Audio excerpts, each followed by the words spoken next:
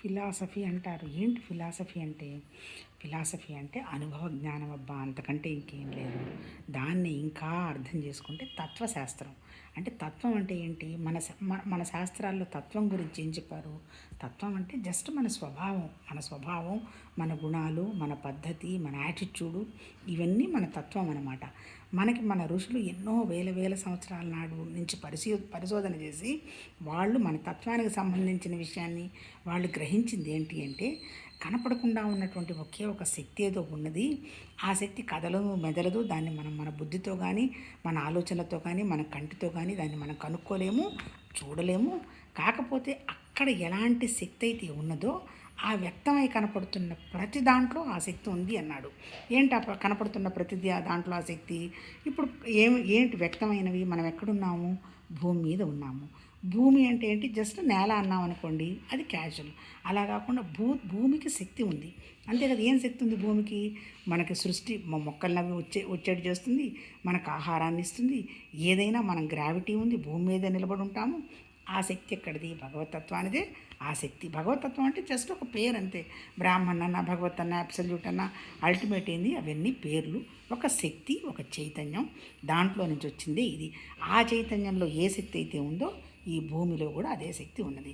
రెండోది ఏంటి? మన దగ్గర ఉన్నవి నీళ్లు. ఆ నీళ్లలో కూడా అదే శక్తి ఉంది. ఆ తర్వాత అగ్ని, అదే శక్తి ఉంది. ఆ తర్వాత గాలి, అదే శక్తి ఉంది. ఆ తర్వాత ఆకాశం, శబ్దం, అదే శక్తి ఉంది. శక్తి అంటే ఏంటి? ఇప్పుడు పరమాత్మతత్వంలో వ్యక్తమైనటువంటి ప్రతి దాంట్లో కూడా అదే చైతన్యం ఉంది అంటాడు. మళ్ళీ ఇంకా మనం అర్థం చేసుకుంటే చైతన్యం అంటే ఏంటి? ఒక జ్ఞానం, అంతే కదా. అది ఉన్నది. అలాగే ఇప్పుడు అది అక్కడ ఎలా అయితే ఉన్నాయో మనం కూడా మన దగ్గర కూడా ఒక జీవ చైతన్యం ఉన్నది, అంతే కదా. ఆ జీవ చైతన్యం ఉండబట్టే కదా నాకు ఒక శరీరం ఉందని కనపడుతున్నది. మరి నా ఈ శరీరానికి ఉన్నటువంటి లక్షణాలు ఏంటి? ఈ పరమాత్మతత్వంలో వ్యక్తమైనటువంటి పంచభూతాల్లో ఎలాంటి లక్షణాలు, శక్తి ఉన్నదో నాకు కూడా అలాంటి లక్షణాలు, శక్తి ఉన్నది. కాకపోతే ఇప్పుడు జరిగిన విషయం ఏంటి? నా దగ్గర ఆ శక్తి ఉందనేటువంటి విషయం నాకు గుర్తులేదు. ఎందుకు గుర్తులేదు?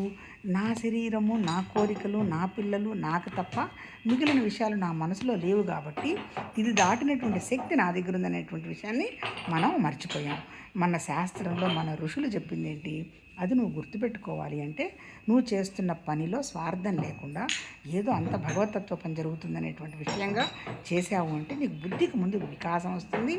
బుద్ధి వికాసం వచ్చిన తర్వాత అప్పుడు నీకు అంటే ఏంటి? నా దగ్గరే విషయం ఉంది కదా అనేటువంటి విషయాన్ని నువ్వు గ్రహిస్తావు. అప్పుడు బయట తిరుగుతున్నటువంటి ఈ ఇంద్రియాలు ఉన్నాయి కదా, కళ్ళు, చెవులు, ముక్కులు, ఇవన్నీ వీటన్నిటిని బయట నుంచి తీసుకొచ్చి లోపల